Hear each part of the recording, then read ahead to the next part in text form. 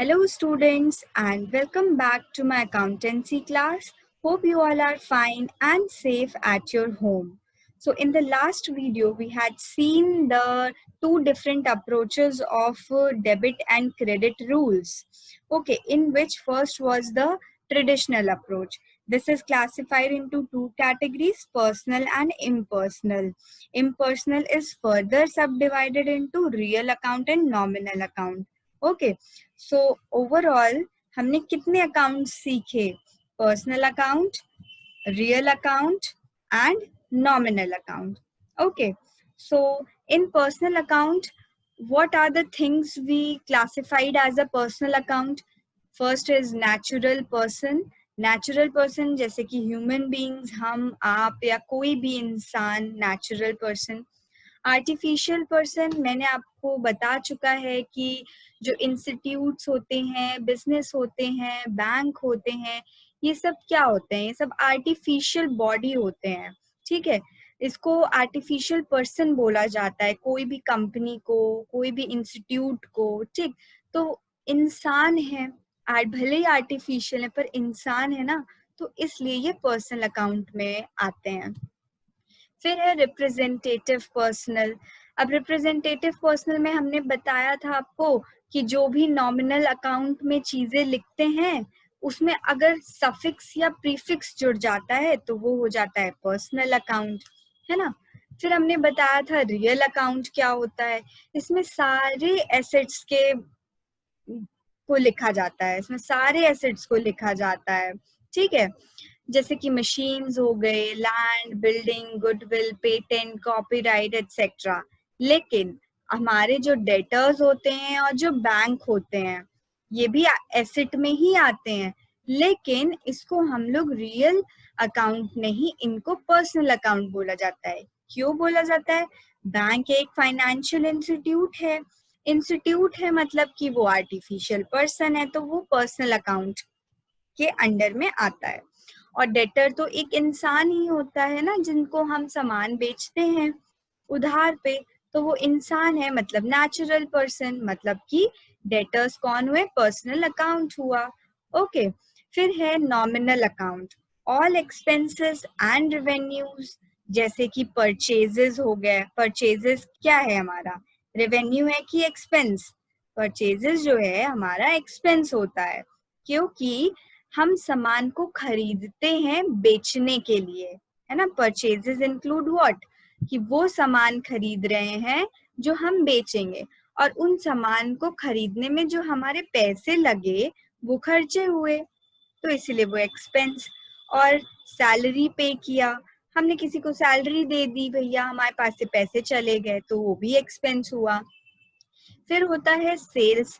हमने किसी को सामान बेचा और हमको पैसे मिला, ठीक, तो वो होता है रेवेन्यू, हमारे पास पैसे आए. रेंट रिसीव, मतलब कि रिसीव कर रहे हैं हम रेंट को, तो ये सारे रेवेन्यू और एक्सपेंसेस वाले नेचर होते हैं जो कि नॉमिनल अकाउंट के अंडर में आते हैं. इन सारी चीजों को अच्छे से ध्यान कर लीजिए कि पर्सनल अकाउंट में क्या क्या चीजें लिखते हैं, रियल में क्या लिखते हैं, नॉमिनल में क्या लिखते हैं, क्योंकि इसी पे बेस्ड आपको रूल्स याद कराए जाएंगे. ठीक है, तो चलिए देखते हैं कि रूल क्या होते हैं ट्रेडिशनल अप्रोचेस के. ठीक है, तो ये जो ट्रेडिशनल अप्रोच का जो रूल होता है इसको गोल्डन रूल ऑफ अकाउंटिंग बोला जाता है. ठीक है, गोल्डन, सुनहरे रूल्स हैं. अगर सुनहरे, समझ लीजिए सुनहरे नियम है, अगर आपने इन सुनहरे नियम को नहीं याद किया अच्छे से तो आप अकाउंटिंग में कुछ नहीं कर सकते हो. ठीक है, आपको आगे बहुत सारे क्वेश्चन सॉल्व करने हैं, बहुत सारी चीजें को सॉल्व करते हुए पूरे अकाउंट्स बनाना होता है, जर्नल एंट्रीज बनानी होती है. अगर आपने ये रूल नहीं पढ़ा, रट लीजिए, हम बता रहे हैं इन रूल्स को रट लीजिए. ठीक है, पहला personal account, real account, nominal account, ये 3 अकाउंट हमने सीखा अभी तक कि क्या क्या होते हैं. अब पर्सनल अकाउंट का ध्यान से रूल को नोट डाउन कर लीजिए अपने नोटबुक में. Debit the receiver and credit the giver. अब पर्सनल अकाउंट में तो इंसान होते हैं ना, वही इंसान ही रिसीवर हो सकते हैं या वो गिवर हो सकते हैं या वो उनको कुछ मिलेगा या तो वो कुछ दे सकते हैं। तो जो हमें देते हैं, हमारे बिजनेस में कुछ दे रहे हैं तो वो क्रेडिट कर देते हैं उनको, ठीक है। और जो हमें हमें हम जिनको दे रहे हैं वो लोग कुछ रिसीव कर रहे हैं तो उनको हम डेबिट, तो debit the receiver, credit the giver, याद कर लीजिए। Real account, debit what comes in and credit what goes out. जो सामान हमारे पास आएगा उसको हम डेबिट करेंगे, जो सामान हमारे पास से जाएगा उसको हम क्रेडिट करेंगे। रियल अकाउंट क्या होता है? सारे एसेट्स, एसेट्स क्या है? सामान ही तो होता है। तो कोई एसेट अगर हम खरीद के लाएंगे तो उसको हम डेबिट कर देंगे उस एसेट को, है ना। और अगर हम कुछ सामान को बेच दिए, ठीक है, अपने कौन से सामान को, ये नहीं कि गुड्स बेच रहे हैं, गुड्स नहीं, एसेट्स को। रियल अकाउंट क्या इंक्लूड करते हैं? All the assets, okay. तो व्हाट गोज आउट उसको हम क्रेडिट करते हैं, व्हाट कम्स इन उसको हम डेबिट करते हैं, ठीक। फिर है नॉमिनल अकाउंट। नॉमिनल अकाउंट क्या कहता है? Debit all expenses and losses, credit all incomes and gains. हमें सारे एक्सपेंसेस और जितने भी हमारे नुकसान हैं उसको हम लोग डेबिट में लिखेंगे, और जो भी हमारा इनकम है या जो भी हमारा गेन हो रहा है उसको हम लिखते हैं क्रेडिट साइड में, ठीक। आ गया? नोट डाउन कर लीजिए अच्छे से और इसको रट लीजिए पूरा। चलिए, अब है rules of modern approach. Modern approach हमने पिछली क्लासेस में सीखा था कि क्या होता है, उसके हमने एक याद कराने का एक आपको कोड बताया था, ठीक है। Clear, C stand for capital, L for liability, E for expenses, A for assets and R for revenue, ठीक है। तो ये कोड है, ये आपको सिर्फ याद कराने के लिए मैंने आपको बता दिया, ऐसे एग्जाम में मत लिख के आइएगा क्लियर, ठीक है। ये 5 होते हैं, capital, liability, expenses, assets and revenue, ठीक है। तो इसका रूल्स हम देखते हैं कि क्या होता है। तो देखिए, एक्सपेंसेस और एसेट्स जो होते हैं ये दोनों भाई भाई होते हैं, ठीक है। तो जो भी ट्रीटमेंट करते हैं दोनों के लिए सेम करेंगे, एक्सपेंसेस और एसेट्स, याद रखिएगा। देखिए, अगर एक्सपेंसेस हमारे बढ़े, ठीक है, एक्सपेंसेस अगर हमारे बढ़ते हैं तो हम उसको डेबिट में लिखते हैं। अगर एक्सपेंसेस हमारे घटे तो उसे हम क्रेडिट साइड में लिखते हैं, ठीक है। फिर उसी तरह सेम, ये दोनों भाई भाई हैं, इन दोनों का ट्रीटमेंट एक ही जैसा होता है। उसी तरह एसेट भी अगर बढ़ा तो हम उसे डेबिट में लिखते हैं, और अगर वो घटा तो उसे हम क्रेडिट में लिख देते हैं, ठीक। ये हो गई बात। अब बचा कौन? Capital, liability and revenue, okay. तो ये जो तीनों बचे रेड लाइन से जो अंडरलाइन है, कैपिटल, रेवेन्यू और लाइबिलिटी, ये तीनों भाई भाई होते हैं। जो रेड मार्क है, ठीक है, capital, liability and revenue. Capital अगर बढ़ा हमारा तो हम उसे क्रेडिट में लिखेंगे, और घटा तो उसे डेबिट में। इसी तरह लाइबिलिटी भी, अगर लाइबिलिटी बढ़ रही है तो क्रेडिट, घट रही है तो डेबिट। इसी तरह रेवेन्यू, बढ़ी तो क्रेडिट, घटी तो डेबिट, ठीक है। तो आपने देखा एक्सपेंसेस और एसेट का उल्टा चलता है। अगर एक्सपेंसेस और एसेट्स बढ़ते हैं तो उसे हम डेबिट साइड में लिखते हैं, एक्सपेंसेस और एसेट अगर घट जाते हैं तो उसे हम क्रेडिट साइड में लिख देते हैं। उसी तरह कैपिटल और लाइबिलिटी और रेवेन्यू में होता है, जब बढ़ा तो हमने क्रेडिट कर दिया, जब घटा तो हमने डेबिट कर दिया। जो हमने रूल ऑफ ट्रेडिशनल अप्रोच देखा था और रूल ऑफ मॉडर्न अप्रोच हम देख रहे हैं, दोनों इंटरलिंक्ड होता है, एक तरीके से देखा जाए तो एक दूसरे से कनेक्टेड है। अब जैसे एसेट और एक्सपेंसेस में देखिए, एक्सपेंसेस क्या होता है? नॉमिनल अकाउंट होता है ना। तो नॉमिनल अकाउंट क्या कहता है? Debit all expenses and losses and credit all incomes and gains. तो एक्सपेंसेस हमारा क्या होता है? नॉमिनल अकाउंट, है ना। और इसका रूल था कि एक्सपेंसेस और लॉसेस को हम डेबिट करते हैं। तो एक्सपेंसेस या लॉसेस अगर हमारे बढ़ेंगे तो हम उसे डेबिट में ही लिखेंगे, है ना। ट्रेडिशनल अप्रोच भी यही कहता है कि जो भी एक्सपेंसेस या लॉसेस है उसे डेबिट में लिखना है। फिर अगर वही एक्सपेंसेस या लॉसेस जो नॉमिनल अकाउंट वो कम होता है, आपके खर्चे कम हो रहे हैं, तो ये तो आपके लिए गेन वाली बात है। और हमने ट्रेडिशनल में देखा था कि क्रेडिट हम करते हैं अगर हमें गेन होता है, तो जब एक्सपेंसेस घटेंगे तो हमारे गेन हो रहे होंगे ना, तो हमने उसको क्रेडिट में लिख दिया। इसी तरह एसेट, एसेट क्या होता है, सारे एसेट्स कौन से अकाउंट के फॉर्म में होते हैं अगर ट्रेडिशनल अप्रोच से देखें तो? Yes, real account. Real account में हम सारे एसेट्स को लिखते हैं। तो हम क्या करते हैं ट्रेडिशनल अप्रोच के हिसाब से कि अगर हमारे पास एसेट आया तो हम उसे डेबिट करते हैं। एसेट आया मतलब हमारा एसेट बढ़ा, तो एसेट बढ़ा तो हमने उसको डेबिट में लिख दिया। यही तो नॉमिनल भी कहता, सॉरी, रियल अकाउंट भी कहता है कि डेबिट करिए व्हाट कम्स इन। तो जब कम्स इन हो रहा है मतलब एसेट बढ़ रहा है और उसे हम डेबिट तो कर ही रहे हैं। ये ट्रेडिशनल अप्रोच भी यही कहता है, मॉडर्न अप्रोच भी यही कह रहा है। और इसी तरह जब गोज आउट हो रहा है कोई एसेट, मतलब कि आपका एसेट कम हो रहा है तो हमने उसे क्रेडिट कर दिया। तो दोनों चीजें रियल ट्रेडिशनल अकाउंट और मॉडर्न अप्रोच जो है ये दोनों आपस में मिलते जुलते रहते हैं थोड़ा बहुत, ठीक है। इसी तरह लाइबिलिटी, रेवेन्यूज और कैपिटल भी यही होता है, ठीक है। आप खुद से एनालाइज करिएगा, आपको समझ में आ जाएगा, ठीक है। Okay, now let's see balancing of account. It means totaling the two sides of an account and finding the balance. इसका मतलब होता है कि अपने अकाउंट के दोनों साइड को हम टोटल कैलकुलेट करते हैं और फिर उसको बैलेंस करते हैं। ऐसा होता है कि अकाउंट में एक साइड बड़ा होता है, एक साइड छोटा होता है, उसकी टोटलिंग जब हम करते हैं तो दोनों को नीचे टोटलिंग इक्वल करने के लिए हमें उसकी बैलेंसिंग करनी होती है, ठीक है। तो उस पूरे प्रोसीजर को हम बैलेंसिंग ऑफ अकाउंट कहते हैं। हमने आपको ऑलरेडी बताया था कि अकाउंट कैसा बनाया जाता है। ये हम एक एग्जाम्पल ले रहे हैं, एसेट अकाउंट, ठीक है। एसेट का एक अकाउंट हम बना रहे हैं, एग्जाम्पल ले रहे हैं बस।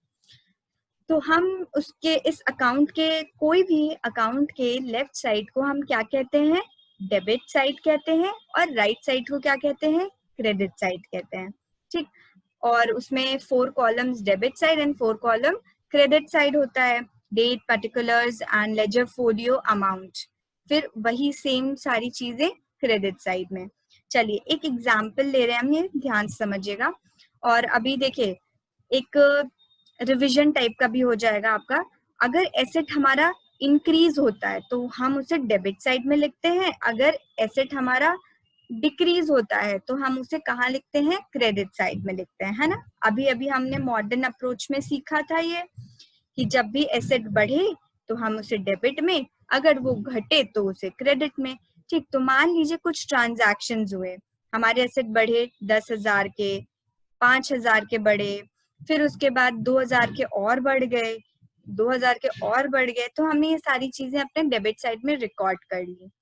फिर मान लीजिए कुछ 3,000 के एसेट घट गए, हमने बेच दिया या खराब हो गया तो हमने उसको ऑब्सलीट कर दिया, ठीक है। तो ये हमने क्रेडिट साइड में लिख दिया।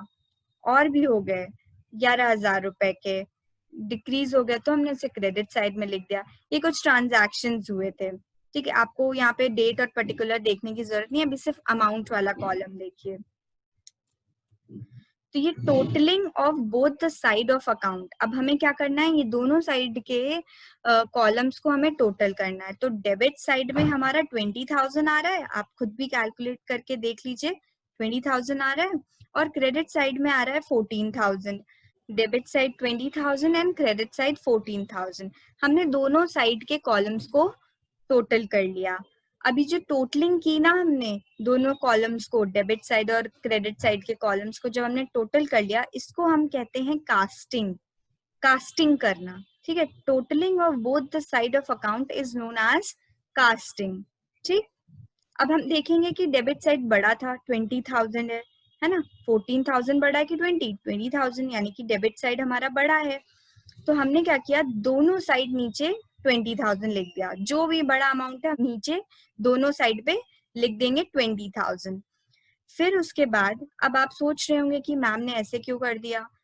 चलो डेबिट साइड तो ठीक है 20,000 है, लेकिन क्रेडिट साइड में तो 14,000 आ रहा है, मैम ने तो नीचे 20 लिख दिया। यही तो हमें करना है ना, नीचे बैलेंस करना है हमें, दोनों तरफ इक्वल आना है, ठीक। तो यहाँ पे क्रेडिट साइड में अगर आप देखेंगे तो कुछ अमाउंट हमें यहाँ लिखना पड़ेगा जिसकी वजह से ये 20 आ जाए टोटल करें, है ना। तो अगर हम 6000 लिख दें तो 20,000 आ जाएगा, अगर इधर का टोटल करेंगे आ जाएगा, बिल्कुल आ जाएगा। तो हमने ये 6000 कहाँ से लाया, ये 20,000 माइनस 14,000, हमने डेबिट साइड वाला जो 20,000 था क्रेडिट साइड वाला जो 14,000 था माइनस कर दिया, 6000 आया। तो हमने 6000 को यहाँ पे लिख दिया, ठीक। तो ये जो अमाउंट होती है ना, इसको हम बोलते हैं बैलेंस फिगर। क्या कहते हैं, बैलेंस फिगर। तो इस सारे प्रोसेस को हम कहते हैं balancing of account. Okay, now let's see what is debit balance. If debit side is greatest side, then the balance is called debit balance. अगर डेबिट साइड हमारा बड़ा आ रहा है, टोटलिंग करने के बाद डेबिट और क्रेडिट को टोटल करने के बाद अगर डेबिट साइड बड़ा आ रहा है तो उसे हम कहते हैं डेबिट बैलेंस, ठीक। Debit side is greater then credit side, तो ये केस को हम कहते हैं डेबिट बैलेंस। चलिए देखते हैं इसका एग्जाम्पल कैसे हुआ। एसेट अकाउंट ले रहे हैं, ठीक है। एसेट हमारे बढ़े तो हमने उसको डेबिट साइड में लिख दिया, एसेट हमारे घटे तो हमने उसको क्रेडिट साइड में लिख दिया। अब आप अगर देखेंगे तो डेबिट साइड का कितना टोटल आ रहा है, 15,000, और क्रेडिट साइड का 8,000 है। तो डेबिट साइड बड़ा है और क्रेडिट साइड छोटा है ना। तो देखिए दोनों, बड़ा कितना था 15,000, तो हमने दोनों साइड 15,000 लिख दिया। अब हमें बैलेंसिंग फिगर निकालनी है, जैसे कि इसके पिछले स्लाइड में देखा था बैलेंसिंग ऑफ अकाउंट। तो 7,000 मतलब 15,000 माइनस 8,000 करेंगे तो 7,000 आ जाएगा, ठीक है। तो ये क्या हो गया हमारा बैलेंसिंग फिगर। तो ये जो 7,000 आया है इसको हमने बैलेंसिंग करने वाले प्रोसीजर से लाया है इसको 7,000, और इस 7,000 को हम बोलेंगे डेबिट बैलेंस, ठीक है। क्योंकि इतने से कम था डेबिट इतने से ये जो कॉलम था कम था डेबिट साइड से, है ना। देखिए डेबिट साइड बड़ा था, क्रेडिट साइड छोटा था, दोनों को नीचे बराबर लाने के लिए हमें ये 7,000 लिखना पड़ा, ठीक। और इस 7,000 को हम डेबिट बैलेंस बोलेंगे, क्योंकि बड़ा साइड कौन सा था, डेबिट साइड था, इसलिए डेबिट बैलेंस बोला। इसी तरह क्रेडिट बैलेंस होता है, इसमें क्या होता है, क्रेडिट साइड बड़ा होता है डेबिट साइड से, तो credit side is the greatest side, then the balance is credit balance. तो credit side is greater than debit side. Example लेते हैं वही एसेट अकाउंट का।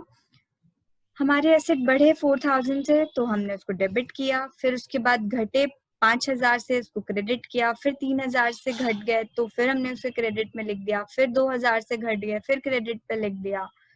अब इस साइड का टोटल करेंगे और इस साइड का टोटल करेंगे तो कितना आएगा 10,000। इधर का तो 10,000 क्रेडिट साइड का 10,000 आएगा और इधर का तो 4,000 है, इस साइड छोटा। यहाँ पे हमने क्या देखा कि ये 10,000 बड़ा है, क्रेडिट साइड हमारा बड़ा है मतलब, तो हमें डेबिट साइड को इक्वल कर, डेबिट और क्रेडिट साइड को इक्वल करने के लिए हमें कुछ अमाउंट लिखनी पड़ेगी, यानी 10,000 माइनस 4,000 कितना 6,000, ठीक। तो ये जो 16,000 है ये क्या है, बैलेंसिंग फिगर।